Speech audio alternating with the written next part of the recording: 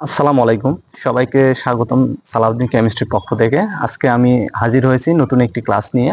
যে ক্লাসটিতে আমি আলোচনা করব এসএসসি কেমিস্ট্রি মৌলের পর্যাবৃত্ত ধর্ম এবং রাসায়নিক বন্ধন চ্যাপ্টারটির চতুর্থ অংশ, যে অংশে আমি আলোচনা করব এস ব্লক মৌলসমূহের সাধারণ বৈশিষ্ট্য। এর পূর্বে আমরা আলোচনা করেছিলাম চারটি ব্লকের জাস্ট কিছু পরিচয়, যেমন পর্যায় সারণীর 118টা মৌলকে যে আমরা চারটি ব্লকে ডিভাইডেড করতে পারি, এসপিডিএফ, এবং তাদের এস ব্লকে কয়টা মৌল বিদ্যমান, পিতে কয়টা, ডিতে কয়টা, এফে কয়টা, তারপর তাদের সাধারণ ইলেকট্রন বিন্যাসগুলো কেমন হয়, এবং হচ্ছে এছাড়াও এখানে আমরা শিখেছিলাম যে অবস্থান্তর মৌল কি, অন্ত অবস্থান্তর মৌল কি। সো জাস্ট এগুলো নিয়ে আলোচনা করেছিলাম। তো আজকে আমরা যে বিষয়টা নিয়ে আলোচনা করব, তো এস ব্লকের যে মৌলগুলো থাকে এগুলোর কিছু সাধারণ ধর্ম থাকে। যেমন তারা কেমন হবে, নরম হবে না শক্ত হবে, তাদের গলনাঙ্ক স্ফুটনাঙ্ক কেমন, তারা দেখতে কেমন হবে, তাদের চুম্বক ধর্ম আছে কিনা, তারা বর্ণ প্রদর্শন করবে কিনা। ওকে, জাস্ট এগুলো কয়েকটা বৈশিষ্ট্য আমরা জানবো, যেগুলো তোমাদের এমসিকিউ এর মধ্যে খুবই খুবই খুবই ইম্পর্টেন্ট। সো এই ক্লাসটা স্কিপ না করে তোমরা শুরু থেকে দেখবে ইনশাল্লাহ। তাহলে তোমরা দেখবে যে অনেক কিছুই কমন পেতে পারো এখান থেকে। ওকে, সো দেখো, আমরা দেরি না করে শুরু করি। আমি লিখে রাখছি যে এস ব্লক মৌলগুলোর কিছু সাধারণ ধর্ম। আচ্ছা, এস ব্লক মৌলগুলো ধর্ম পড়ার পূর্বে আমরা দেখি এস ব্লক মৌলগুলো কারা। এর প্রিভিয়াস লেকচারে আমরা আলোচনা করেছি, তোমরা যারা ক্লাসটা দেখোনি অবশ্যই আমার প্লে লিস্টে দেওয়া থাকবে, আমার এই চ্যানেলে অবশ্যই থাকবে, তোমরা ওখান থেকে দেখে নিবা। দেখো, এস ব্লকের মৌল হচ্ছে যে যাদের ইলেকট্রন বিন্যাস করলে সর্বশেষ ইলেকট্রনটা আমাদের এস অরবিটালে যাবে, তাই না? তো যেমন আমরা দেখেছি যে 1 নম্বর গ্রুপ এবং 2 নম্বর গ্রুপের, 1 নম্বর গ্রুপে কারা কারা আছে, hydrogen, lithium, sodium, potassium, rubidium, caesium, francium, 7টি মৌল। এবং 2 নম্বর গ্রুপে যারা থাকবে তারা হচ্ছে beryllium, magnesium, calcium, strontium, barium, radium, এখানে 6টা মৌল। এবং 18 নম্বর গ্রুপে একটা মৌল হিলিয়াম। তো এই টোটাল 14টা মৌল কিন্তু আমাদের এস ব্লক এলিমেন্ট হিসেবে বিবেচ্য। তো দেখো যে এরা কেমন টাইপের হবে। আমি যদি বলি, সাধারণ যদি ধর্মগুলো ওয়ান পয়েন্ট বাই পয়েন্ট লিখতে চাই, তাহলে দেখবো 1 নম্বর পয়েন্ট আমরা দেখব যে এরা গলনাঙ্ক আর যে স্ফুটনাঙ্ক পাবো, গলনাঙ্ক ও স্ফুটনাঙ্ক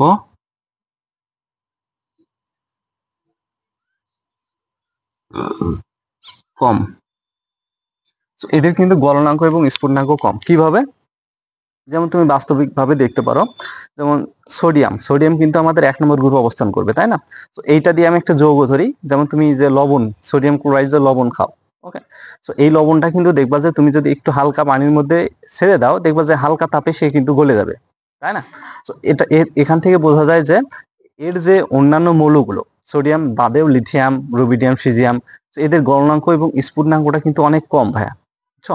তো তুমি কিন্তু অন্যান্য মৌল এস ব্লক বাদে আমি যদি ডি ব্লক বলি, যেমন ডি ব্লকে তুমি আয়রন, লোহা, এই লোহাকে তুমি সাধারণভাবে গলায় দিয়ে পারবা? অনেক তাপ দিতে হবে না? অবশ্যই। তো এখান থেকে আমরা বুঝতে পারলাম যে এরা কিন্তু অনেকটা নরম হয়। তাহলে এটা একটা প্রপার্টি শো করবে তারা, যেদের হচ্ছে গলনাঙ্ক এবং স্ফুটনাঙ্কটা অনেক কম। আচ্ছা, 2 নাম্বারটা যদি বলি আমি, আচ্ছা, তুমি এই যে ধাতুগুলো আছে, এরা কিন্তু ধাতু। ওকে, এস ব্লকের মৌলগুলো যারা আছে এরা ধাতু। এরকম তুমি হাইড্রোজেন এবং হিলিয়ামকে বাদ দিতে পারো। ওকে, বাকি সবাই কিন্তু ধাতু। তো এই যে ধাতুগুলো থাকে, এদের কিন্তু তুমি যদি দেখো, আহ, যে হচ্ছে যেমন সোডিয়াম বা পটাশিয়াম, এদেরকে যদি তুমি বাস্তবিক ক্ষেত্রে দেখো, তো আমি একটা সোডিয়ামের একটা ফিগার তোমাদের সামনে দিলাম, তোমরা দেখে নাও। তো একে কিন্তু আমরা কাটতে পারি, বুঝছো? কেটে এটাকে আলাদা করে দিতে পারি। তার মানে বোঝা যাচ্ছে যে এগুলো নরম টাইপের। অর্থাৎ তোমার এই এস ব্লকের মৌলগুলো কিন্তু অনেকটা অনেকটা নরম হয়। তাহলে এরা হচ্ছে অনেকটা নরম। এরা নরম, নরম যে কারণে কিন্তু তুমি সোডিয়াম ধাতুকে ছুরি দিয়ে কেটে ফেলতে পারবা। ছুরি দিয়ে কাটা যায়। ওকে, তো সোডিয়ামকে তুমি কিন্তু ছুরি দিয়ে কাটতে পারবা। তো এটা একটু মনে রাখবা, এটা কিন্তু এমসিকিউ প্রচুর প্রচুর আসবে, খুব আসবে। অর্থাৎ সোডিয়ামকে আমরা যে ছুরি দিয়ে কাটতে পারি, এরকম বলবে নিচের কোনটির কোন মৌলকে ছুরি দিয়ে কাটা যায়? সোডিয়ামকে, বুঝছো? তো এরা অনেকটা নরম হয়।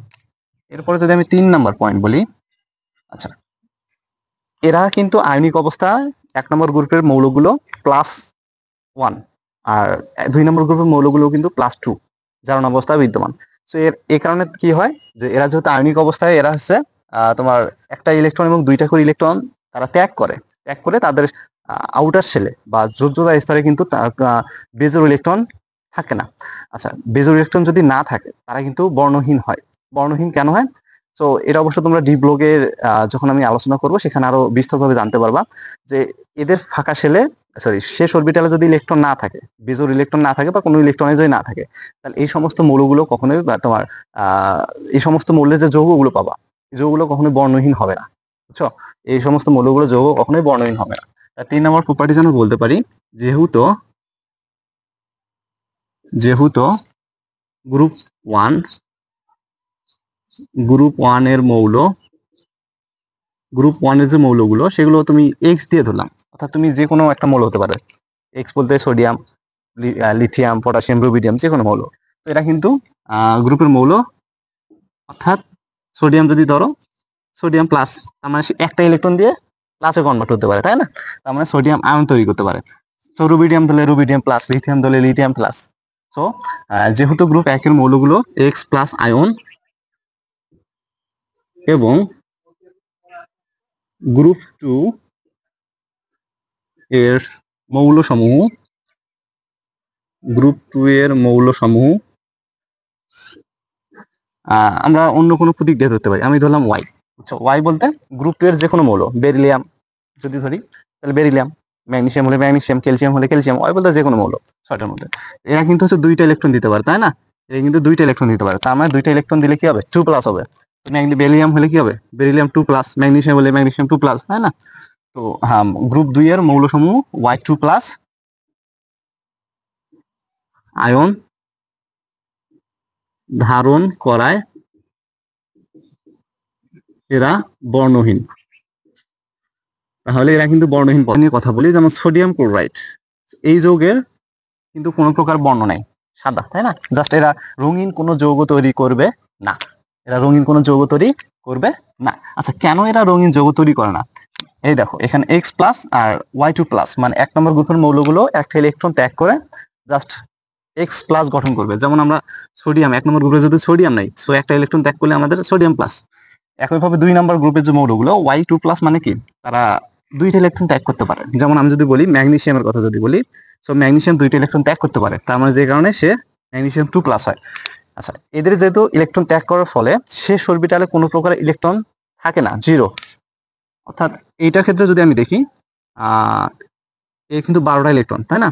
এর 12টা ইলেকট্রন যদি আমরা একটু ডায়াগ্রামে দেখি, তো ম্যাগনেসিয়ামে যদি ডায়াগ্রামটা একটু দেখি, তো এরকম হবে। দেখো, দুইটা, 8টা আর দুইটা, এরকম 12টা। 2 আর 8 10 আর 2 12টা। সো সে যদি দুইটা ইলেকট্রন ত্যাগ করে, তাহলে দেখো তার আউটার শেলে কোনো প্রকার ইলেকট্রন নাই। আই মিন এই অরবিট, এই কক্ষপথটা পুরোটাই কিন্তু ভেনিশ হয়ে যায়। ওকে, তো দেখো এরপরে যে কক্ষপথটা থাকে আমার 2 নম্বরটা, 2 নম্বর কক্ষপথে দেখো আমাদের অষ্টকপূর্ণ বলতে আমাদের 8টা ইলেকট্রন থাকার কথা ছিল, 8টা ইলেকট্রনই আছে, তার মানে সে অষ্টকপূর্ণ করছে। এই অবস্থায় কিন্তু কি হয় জানো, যে এই এই ম্যাগনেসিয়াম বলো বা সোডিয়াম বলো, সোডিয়ামের ক্ষেত্রেও আমরা এরকমই দেখবো। আচ্ছা, এটা 2+ অবস্থায়। সো সোডিয়াম প্লাস অবস্থায় যদি আমরা দেখি এরকম দেখবো। সো তার মতোই অবস্থা দেখবো আমরা, কারণ আউটার শেলে একটা ছিল দিয়ে দিছে, বুঝছো? তার মানে এই শেলটা কিন্তু আমাদের ক্যান্সেল। তো থাকলো কি আমার এরকম অবস্থা, তার মানে এরও দেখো হচ্ছে তোমার 8টা ইলেকট্রন দ্বারা পরিপূর্ণ। আচ্ছা, এই অবস্থায় কি হয়, যে একটা যৌগ এই অবস্থায় সবচেয়ে বেশি স্থিতিশীল হয়। আর যে যৌগ সব থেকে বেশি স্থিতিশীলতা অর্জন করবে, এই যে ইলেকট্রন গুলো আছে না, এগুলোকে সারানো খুবই মুশকিল। এগুলোকে সারাতে গেলে প্রচুর পরিমাণ শক্তি প্রয়োজন। যে কারণে এদের যে যৌগগুলো পাবো, যদি আমি সোডিয়াম ক্লোরাইড দিয়ে বলি, এই যে সোডিয়াম যদি বলি আমরা, সোডিয়াম ক্লোরাইড একটা তার যৌগ, তাই না? তো এখানে কিন্তু সোডিয়াম প্লাস আকারে আছে আমার, সোডিয়াম প্লাস আর ক্লোরিন কিন্তু মাইনাস আকারে আছে। দেখো এই যে প্লাস আকারে আছে না, তার মানে এর কিন্তু ইলেকট্রন বিন্যাসটা এরকম। সেখানে ব্যাপারটা কি ঘটে, এই যৌগের মধ্যে যদি সূর্য থেকে আলো আসে বা কোনো জায়গা থেকে যদি শক্তি পায়, সে আলো বা অন্য কোনো শক্তি যদি দেওয়া হয়, এই আউটার শেলের যে ইলেকট্রন গুলো থাকে এগুলোকে কিন্তু সরানো সম্ভব হয় না। যার কারণে কি হয়, যে তোমার ওই বর্ণটা প্রদর্শন সে করতে পারে না। আর অন্যান্য যেমন ডি ব্লক যে মৌলগুলো থাকে, এরা কিন্তু বর্ণ প্রদর্শন করে। তো তোমরা সামনে জানবা কিভাবে তারা বর্ণ প্রদর্শন করে, ওই বিষয়টা নিয়ে আমি এখন আলোচনা করতে চাচ্ছি না। তো আপাতত তোমরা জেনে রাখো যে এই তোমার এস ব্লকের যে মৌলগুলো, এরা কখনোই বর্ণ শো করবে না, বুঝছো? এরা কখনোই বর্ণ শো করবে না। আচ্ছা, কিন্তু এদের মধ্যে কিছু ব্যতিক্রম আছে। ব্যতিক্রমটা কি? সো তোমরা যারা দেখবা বর্ণহীন এরা, বাট ব্যতিক্রম হচ্ছে তোমরা পটাশিয়াম পার ম্যাঙ্গানেটের নাম শুনছো, KMnO4, বা তোমরা হচ্ছে পটাশিয়াম ডাইক্রোমেটের নাম শুনছো, K2Cr2O7। এই দেখো পটাশিয়াম আর এখানে পটাশিয়াম, অর্থাৎ তোমার 1 নম্বর গ্রুপে অবস্থান করবে পটাশিয়াম, তাই না? সোডিয়ামের পরেই পটাশিয়াম। তো এ কিন্তু আবার বর্ণ প্রদর্শন করতেছে, এটা হচ্ছে ব্যতিক্রম। এটা তোমাদের হচ্ছে পটাশিয়াম ডাইক্রোমেট, আমি ভুল না করলে গোলাপি আকার ধারণ করতে পারে। আর এই পটাশিয়াম ম্যাঙ্গানেট যেটা, সেটা মেবি বেগুনি। ঠিক আছে, তো এই কিন্তু হচ্ছে তোমার বেগুনি আকার ধারণ করলো, এই কিন্তু হচ্ছে তোমার গোলাপি আকার ধারণ করলো। তো এই দুটো কিন্তু ভাবে ব্যতিক্রম, পটাশিয়াম থাকা সত্ত্বেও কিন্তু তারা করতেছে। এটা কেন করতেছে? এখানে দেখো ম্যাঙ্গানিজ নামে বা ক্রোমিয়াম নামে একটা ধাতু আছে, বুঝছো? তো এই যে ক্রোমিয়াম বা ম্যাঙ্গানিজ কিন্তু হচ্ছে তোমাদের ডি ব্লকের এলিমেন্ট, একটা ডি ব্লকের এলিমেন্ট। আর ডি ব্লক এর এলিমেন্ট গুলো কিন্তু বর্ণ প্রদর্শন করে। তো এই কারণে তোমার পটাশিয়াম থাকা সত্ত্বেও এখানে কিন্তু তারা বর্ণ প্রদর্শন। আচ্ছা, তো আমরা ব্যতিক্রম হিসেবে পাইলাম এখানে potassium manganate, potassium dichromate. So potassium permanganate এবং পটাশিয়াম ডাইক্রোমেট। ওকে, এরপরে আমরা যে জিনিসটা দেখব সেটা হচ্ছে যে 4 নম্বর যদি প্রপার্টিজ বলি, এরা হচ্ছে চুম্বক ক্ষেত্র দ্বারা আকৃষ্ট হয় না। আচ্ছা, একই জিনিস যে চুম্বক ক্ষেত্র দ্বারা কারা আকৃষ্ট হবে, চুম্বক ক্ষেত্র দ্বারা কারা আকৃষ্ট হবে না। সো আমরা দেখবো যে ডি ব্লকের মৌল, তো আমরা সামনে দেখবো অবশ্যই ডি ব্লকের মৌলগুলো কিন্তু হচ্ছে চুম্বক ক্ষেত্র দ্বারা আকৃষ্ট হয়। কেন আকৃষ্ট হয়? কারণ তাদের সর্বশেষ অরবিটালে বেজোর ইলেকট্রন থাকে, এজন্য। সো আমি যদি এমনিতে একটা যৌগ বলি ডি অরবিটালের, যেমন আয়রন, বুঝছো? আয়রন যদি 2+ জারণ অবস্থা প্রদর্শন করে, সো আমরা তার যদি ইলেকট্রন বিন্যাসটা একটু করি, তো আমরা দেখবো এখানে 3D4s, এখানে 0 হবে, এখানে তোমার 6 হবে। এই যে টি অরবিটাল আছে না, এখানে বেজোর ইলেকট্রন, একে যদি আমি ভাঙি, আমরা যদি হচ্ছে একে ভাঙি, আচ্ছা 6টা ইলেকট্রন আছে, 1 2 3 4 5 এবং 6। ওকে, তো এটা আমরা হুন্ডে নীতি অনুযায়ী কিন্তু এইভাবে এই অরবিটটাকে এইভাবে ভেঙে দিতে পারি। তো যদি না জানো অবশ্যই শিখবা, সামনে আমি ক্লাস দেবো ইনশাল্লাহ। তো দেখো এই যে তোমরা এখানে দেখতেছো না যে 4টার মতো বেজোর ইলেকট্রন আছে, আছে কি? আচ্ছা, তো এই যে যৌগটা সেটা কিন্তু হচ্ছে তোমার চুম্বক ক্ষেত্রতে আকৃষ্ট হবে, কারণ চুম্বক তোমার কি করে? চুম্বক হচ্ছে সিঙ্গেল সিঙ্গেল বা অযুগ্ম ইলেকট্রনকে সে আকর্ষণ করতে পারে।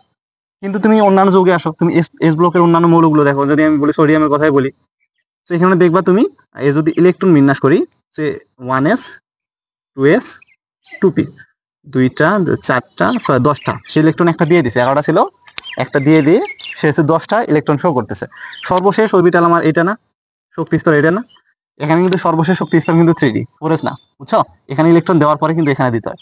তো তোমরা জানো অবশ্য, আর না জানলে অবশ্যই লিখবা কমেন্টে, আমি ইনশাল্লাহ বোঝানোর চেষ্টা করবো। দেখো সর্বশেষ অরবিটাল কিন্তু আমার 2p6, একে যদি আমরা হুন্ডের নীতি অনুসারে ভাঙি, দেখো 3টা কক্ষপথ, 6টা ইলেকট্রন না, 1 2 3 4 5 6, আমরা দেখো তো 6টা ইলেকট্রন, এখানে কোনো বেজোর ইলেকট্রন পাচ্ছ কি? এখানে কোনো প্রকারের বেজোর ইলেকট্রন কি পাচ্ছ? অবভিয়াসলি না। তো যার কারণে কিন্তু এই যে মৌলগুলো, এস ব্লকের মৌল কিন্তু গুলো কিন্তু ভাইয়া তোমার ওই চুম্বক ক্ষেত্র দিয়ে কখনোই আকৃষ্ট করা যাবে না। সোডিয়ামকে তুমি 1000বার চুম্বক কাছে নিয়ে এসো, কখনো তুমি আকর্ষণ পাবা না, ওকে তুমি টানতে পারবে না চুম্বক দিয়ে। কিন্তু তুমি লোহার কাছে নিয়ে যাও, আয়রনের কাছে নিয়ে যাও, তাহলে কি করবে? চুম্বক অবশ্যই তাকে টেনে নিবে। কেন নিবে? কারণ তার মধ্যে বেজোর ইলেকট্রনের সংখ্যা অসংখ্য আছে, এই জন্য, বুঝছো? তো আশা করি তোমরা এই পার্টটা বুঝছো যে এরা হচ্ছে চুম্বক ক্ষেত্র দ্বারা আকৃষ্ট হবে না, এরা চুম্বক ক্ষেত্র দ্বারা আকৃষ্ট হবে। ওকে, 5 নম্বর পয়েন্টটা যদি বলি, এরা তীব্র বিজারক। আচ্ছা, বিজারক কি সেটা জানো তোমরা? বিজারক মানে অন্যকে বিজারিত করবে, বিজারক মানে অন্যকে বিজারিত করবে আর নিজে জারিত হবে, তারাই বিজারক। আর বিজারিত বলতে কি? যারা ইলেকট্রন ত্যাগ করে তারা জারিত হয়, যারা ইলেকট্রন ত্যাগ করে অন্যকে দান করে ইলেকট্রন, যারা অন্যকে দেয়, সো তারা কিন্তু জারক, সরি জারিত হয়। আর যারা ইলেকট্রন রিসিভ করে, গ্রহণ করে, যেমন তোমার ক্লোরিন একটা ইলেকট্রন নিতে পারে, ক্লোরিন একটা ইলেকট্রন নিতে পারে, অক্সিজেন 2টা ইলেকট্রন নিতে পারে। তো যারা ইলেকট্রন নেয় তারা হচ্ছে বিজারণ ধর্ম প্রদর্শন করে, তারা বিজারণ ধর্ম প্রদর্শন করে, বাট তারা কিন্তু জারক, মানে অন্যকে জারিত করতেছে বাট নিজে বিজারিত হইতেছে। অন্যকে জারিত করে তারা জারক, অন্যকে বিজারিত করে তারা বিজারক। তার মানে 1 নাম্বার এবং 2 নাম্বার এস ব্লকের যারা এলিমেন্ট, যেমন সোডিয়াম বলো লিথিয়াম বলো, তারা একটা করে ইলেকট্রন দেবে। তার মানে দেওয়া মানে কি? অন্যকে তারা সাহায্য করতেছে, মানে ওই ইলেকট্রনটা অন্য কেউ রিসিভ করবে বা গ্রহণ করবে, তার মানে ওরা বিজারিত হবে, সে কিন্তু বিজারণে সাহায্য করবে, তার মানে সে বিজারক, সে কি? বিজারক। তার মানে এই যে তোমার সোডিয়াম যেটা ধাতু আছে, সে একটা ইলেকট্রন দিলে কি হবে, সোডিয়াম প্লাস হবে না, একটা ইলেকট্রন কাউকে দিয়ে দিছে সে, এটাকে তুমি এভাবে লিখতে পারো, সোডিয়াম একটা ইলেকট্রন দিয়ে দিছে, দিয়ে দিলে কি হবে, সোডিয়াম প্লাস হবে। তাহলে সে কি বিজারক না? বিজারক। বিজারক বলতে এরা হচ্ছে অন্যকে বিজারিত করে, অন্যকে বিজারণে সহযোগিতা করে, যার কারণে সে বিজারক, বুঝছো? তাহলে এরা কিন্তু তীব্র বিজারক। তীব্র বলতে কি বোঝায়, যে একটা ইলেকট্রন দেখো, যেমন আমি যদি বলি সোডিয়ামের সর্বশেষ কক্ষপথে একটা আছে, সর্বশেষ কক্ষপথ। আবার অ্যালুমিনিয়াম যদি বলি 13 নম্বর কক্ষপথে আছে, 13 নম্বর গ্রুপে আছে এরা। তো ওর শেলে কয়টা থাকবে, 3টা ইলেকট্রন থাকবে। এখন বলো, এই 3টা ইলেকট্রনকে সারানো মানে বেশি সোজা, না একটা ইলেকট্রনকে সারানো বেশি সোজা? অবভিয়াসলি কিন্তু একটাকে, কারণ এর যে কেন্দ্র নিউক্লিয়াস, এখান থেকে এর যে একটা ইলেকট্রনের প্রতি যে পরিমাণ আকর্ষণ থাকলো, 3টার প্রতি কিন্তু বেশি আকর্ষণ থাকবে, 3টার প্রতি অবশ্যই কিন্তু বেশি আকর্ষণ থাকবে, তাই না? 3টার প্রতি অবশ্যই বেশি আকর্ষণ থাকবে একটা থেকে। সো যার কারণে একে সরানোটা অনেকটা ইজি এদের তুলনায়। আচ্ছা, যাকে ইলেকট্রনটা সরাতে যতটা কম শক্তি লাগতেছে, তার মানে সে অন্যকে তত তাড়াতাড়িতে বিজারিত করতে পারবে। ইলেকট্রনটা যত দ্রুত যাবে, অন্যকে সে তত দ্রুত কি করতে পারবে, বিজারিত করতে পারবে। তার মানে এর হচ্ছে যে বিজারকের যে ধর্মটা, সেটা কিন্তু অনেক তীব্র, অন্যান্য মৌল থেকে সবচেয়ে তীব্র। অর্থাৎ তোমার 118টা মৌলগুলো থেকে 118টা মৌলের মধ্যে গ্রুপ 1 আর 2 এ যারা থাকবে, আই মিন এস ব্লকে যারা অবস্থান করবে, তাদের হচ্ছে বিজারণ ধর্মটা, অন্যকে বিজারিত করার ধর্মটা সব থেকে বেশি হবে। তাহলে এরা হচ্ছে আমাদের, আমরা 5 নম্বর পয়েন্ট পাইলাম কি, এরা হচ্ছে তীব্র বিজারক। এরা কি ভাই, এরা হচ্ছে তীব্র বিজারক। ওকে, আচ্ছা, এরা তীব্র বিজারক। কিন্তু আচ্ছা, আর একটা যদি পয়েন্ট বলি, 6 নম্বর। আচ্ছা, তাহলে আমরা কি পাইলাম ভাই, এরা হচ্ছে সব থেকে তীব্র বিজারক হয়। আচ্ছা, আর একটা পয়েন্ট, লাস্ট ওয়ান, সেটা আমার এস ব্লকের সব মৌলের মধ্যে কিছু কিছু মৌল আছে, তারা সবাই মোটামুটি এই শিক্ষা পরীক্ষায় বর্ণনা দেবে, বাট কিছু কিছু মৌল আছে যারা দিবে না। সো এটা একটু তোমাদের জানতে হবে, যেটা এমসিকিউ খুব আসে। সো শিক্ষা পরীক্ষায় বর্ণ দেয় এরা,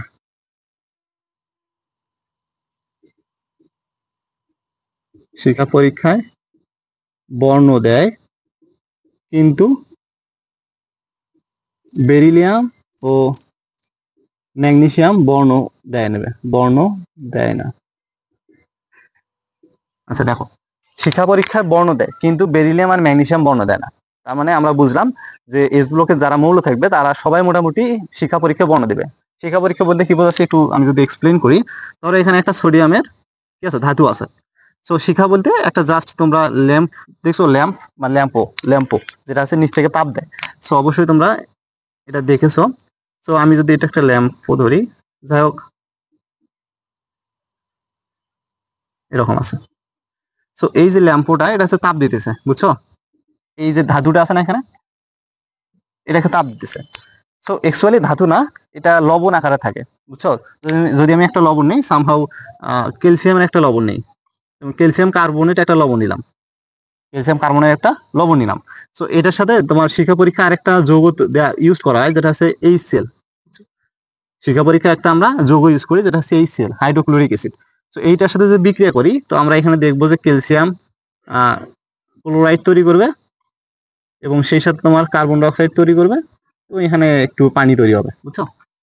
তার মানে ক্যালসিয়াম কার্বনেট লবণ। আচ্ছা, ক্যালসিয়াম কিন্তু আমাদের একটা কি, এস ব্লক মৌল, ক্যালসিয়াম কিন্তু একটা এস ব্লক মৌল। তো এটা লবণ হচ্ছে ক্যালসিয়াম কার্বনেট, এর সাথে আমরা একটা HCl বা হাইড্রোক্লোরিক অ্যাসিড যুক্ত করে দিলাম। অ্যাকচুয়ালি এটা হচ্ছে শিক্ষা পরীক্ষায় রড থাকে একটা, রডের মধ্যে মূলত ওটা ইউজ করা হয়। সো তোমরা সামনের লেকচারগুলোতে অবশ্যই পাবা, এই বিষয়টা নিয়ে আমি আলোচনা করব। তবুও একটু হিন্টস দিতেছি যে কিভাবে ঘটনাগুলো একটু ঘটে। তো ক্যালসিয়াম কার্বনেটে যখন তুমি HCl দিবা, তখন এখানে বিক্রিয়া করে ক্যালসিয়াম ক্লোরাইড লবণ, ক্যালসিয়াম ক্লোরাইড তৈরি করবে, কার্বন ডাইঅক্সাইড এবং H2 তৈরি করবে, বুঝছো? সো এখানে ক্যালসিয়াম ক্লোরাইডটা কি হবে আবার, এই যে calcium chloride. So calcium chloride থেকে আমাদের ক্যালসিয়াম যদি আয়ন তৈরি করি, এদেরকে ক্যালসিয়াম 2+ আয়ন আর হচ্ছে ক্লোরিন আয়ন, বুঝছো? এরকম যদি আয়ন তৈরি মানে আয়ন তৈরি করি, তাহলে এখানে কি হবে দেখো, ক্যালসিয়াম ক্লোরাইডকে যদি তুমি এখানে নাও, শিক্ষা পরীক্ষায় যদি নাও, তাহলে নিচ থেকে তাপ দিতেছো না, দিলে এরা ভেঙে যাবে, বুঝছো? এরা ভেঙে যাবে। আচ্ছা, ভেঙে গেলে কি হবে, যে দেখো এখানে যদি আমি ক্যালসিয়ামের একটা অরবিটাল আঁকি, কক্ষপথ যদি আঁকি, তো সর্বশেষে আমার কয়টা ইলেকট্রন ছিল না, 2টা ইলেকট্রন ছিল না? আচ্ছা, 2টা ইলেকট্রন ছিল। সো এই যে 2টা ইলেকট্রন, তারা কি করবে, বাইরে কিন্তু আরো অনেক কক্ষপথ আছে, বুঝছো? বাইরে কিন্তু অসংখ্য কক্ষপথ আছে, আমরা আমরা কিন্তু দেখি না, বাট একটা যে কোনো মৌলের অসংখ্য কক্ষপথ থাকতে পারে। এই যে ক্যালসিয়ামের সর্বশেষ শক্তি স্তরে যে দুইটা ইলেকট্রন আছে না, এদেরকে যদি আমি তাপ দিই কি হবে জানো, যে এই কক্ষপথ থেকে তারা অপর যে বড় কক্ষপথ থাকে সেই বড় কক্ষপথে তারা কি করবে, ধাবিত হবে। এই বড় কক্ষপথগুলোতে তারা কি হবে, ধাবিত হবে। আচ্ছা, তাহলে নিম্ন কক্ষপথ থেকে উচ্চ কক্ষপথে কি হলো, আমার ইলেকট্রনটা চলে গেল যখন আমি তাপ দিলাম, তাপের কারণে নিম্ন থেকে উচ্চতে চলে গেল। এখন সামহাও যে এই যে শিখা পরীক্ষায় যদি আমি আগুনটা মানে সরাই এখান থেকে, বা তাপটা যদি এখান থেকে সরাই, তাহলে কি হবে ঘটনাটা, এই ইলেকট্রনটা কি করবে জানো, যে তখন আবার সে উচ্চ শক্তি স্তরে গিয়েছিল, সেখান থেকে আবার সে নিম্ন শক্তি স্তরে চলে আসবে, অর্থাৎ আবার সে নিম্ন শক্তি স্তরে ফিরে আসবে। তখন এখান থেকে আমরা একটা বর্ণ দেখবো, শিক্ষা পরীক্ষায় একটা বর্ণ দেখবো। ক্যালসিয়াম মূলত দেখতে হবে ইটের মতো লাল, ইটের মতো তোমরা লাল দেখবা ক্যালসিয়ামকে, এখানে বর্ণটা। তো অন্যান্য মৌলগুলোর যেমন হচ্ছে, এখানে অবশ্য বর্ণগুলো নিয়ে আমি আলোচনা করবো ইনশাল্লাহ। সোডিয়াম, পটাশিয়াম কালো বেগুনের মতো, বেরিলিয়াম দেখায় কাঁচা আপেলের মতো, লিথিয়াম টকটকে লাল। ওকে, তো আরো কিছু আছে যৌগ, যেগুলো নিয়ে অবশ্যই আমি আলোচনা করব।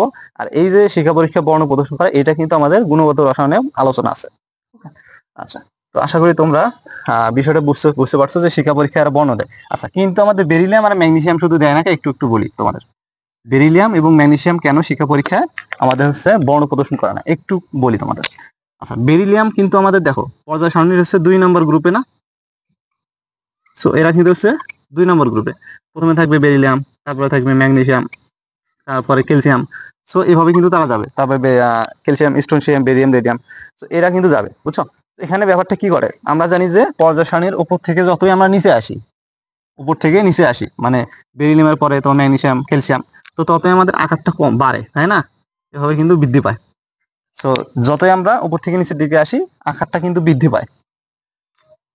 এখানে বেরিলিয়াম ও ম্যাগনেসিয়াম আকার কিন্তু অন্যান্য যে মৌলগুলো, ক্যালসিয়াম, স্ট্রোনশিয়াম, বেরিয়াম, রেডিয়াম, অন্যান্য মৌল থেকে বেরিলিয়াম আর ম্যাগনেসিয়াম আকার কিন্তু অনেকটা ছোট, বুঝছো। তো যার কারণে এদের যে আউটার শেলের মধ্যে যে ইলেকট্রনগুলো থাকে, দুইটা করে আউটার শেলের মধ্যে যে দুইটা করে ইলেকট্রন থাকে না, তো এদেরকে যে নিউক্লিয়াস, কেন্দ্রের নিউক্লিয়াস, এই নিউক্লিয়াস থেকে কিন্তু এই তোমার আউটার শেলের যে ইলেকট্রনটা, এর দূরত্ব কিন্তু অনেক কম। আর দূরত্বটা অনেক কম হওয়ার কারণে কি হয়, তাদের আকর্ষণ শক্তিটা প্রচুর হয়। তো যার কারণে এই যে শিক্ষা পরীক্ষায় যে তুমি হিট দাও, সামান্য পরিমাণ তাপ দাও, ওই তাপে কিন্তু এই ইলেকট্রনকে তার আউটার শেল থেকে সরানো সম্ভব না, এই শেল থেকে অন্য শেলে নিয়ে যাওয়া সম্ভব হয় না। এখান থেকে যে আকর্ষণ শক্তিটা থাকে, এটাকে ভাঙতে প্রচুর পরিমাণ তাপের প্রয়োজন, যেটা শিখার পরীক্ষায় যে তাপটা থাকে ওইটা কিন্তু সম্ভব না। এই কারণে তোমার দেখা যায় যে এই বেরিলিয়াম আর ম্যাগনেসিয়াম যে ধাতুটা থাকে, এই ধাতুটা কখনো কি করবে না, যে শিক্ষা পরীক্ষায় কখনো কখনো কোনো প্রকারের বর্ণ শো করবে না, বুঝছো। তো আশা করি তোমরা বুঝতে পারছো যে কেন বেরিলিয়াম আর ম্যাগনেসিয়াম আমাদের শিক্ষা পরীক্ষায় বর্ণ দেয় না। তো অবশ্যই তোমরা এই যে 6টা প্রপার্টিস আছে, এই 6টা প্রপার্টিস অবশ্যই তোমরা ভালো করে বুঝেছো। আমি আরেকবার যদি বলি যে এস ব্লকের মৌলগুলো কি কি প্রপার্টিস শো করবে। নাম্বার 1, এদের গলনাঙ্ক স্ফুটনাঙ্কটা অনেক কম হবে, গলনাঙ্ক স্ফুটনাঙ্ক অনেক কম হবে। নাম্বার 2, যে এই ব্লকের মৌলগুলো +1 জারণ অবস্থা এবং +2 জারণ অবস্থা শো করার কারণে এরা হচ্ছে বর্ণহীন হয়, এরা কি হয়, বর্ণহীন হয়। এবং নাম্বার 3 যদি বলি, এরা হচ্ছে তোমার এরা হচ্ছে নরম ধাতু, তাই না, নরম ধাতু, যার কারণে এদেরকে আমরা ছুরি দিয়ে কাটতে পারি, যেমন সোডিয়ামকে আমরা ছুরি দিয়ে কাটতে পারি। এরপর নাম্বার 4, এরা হচ্ছে তোমার চুম্বক ক্ষেত্র দ্বারা আকৃষ্ট হবে না কখনো, কেন হবে না সেটাও আমি বলেছি। আর এরা তীব্র বিজারক, এরা কেন তীব্র বিজারক সেটাও আমি বলেছি। এবং এরা শিক্ষা পরীক্ষায় কখনো কোনো প্রকারে বর্ণ আছে, শিক্ষা পরীক্ষায় বর্ণ দিবে, কিন্তু আমাদের বেরিলিয়াম আর ম্যাগনেসিয়াম বর্ণ দেবে না। তো আশা করি তোমরা এস ব্লকের সাধারণ যে প্রপার্টিস গুলো এগুলো বুঝেছো, অবশ্যই মুখস্থ করবা, এগুলো কিন্তু তোমার এমসিকিউ প্রচুর আসে, বুঝছো। তো অবশ্যই মুখস্থ রাখতে হবে। সো খোদা হাফেজ, দেখা হবে নেক্সট কোনো এপিসোডে। আসসালামু আলাইকুম।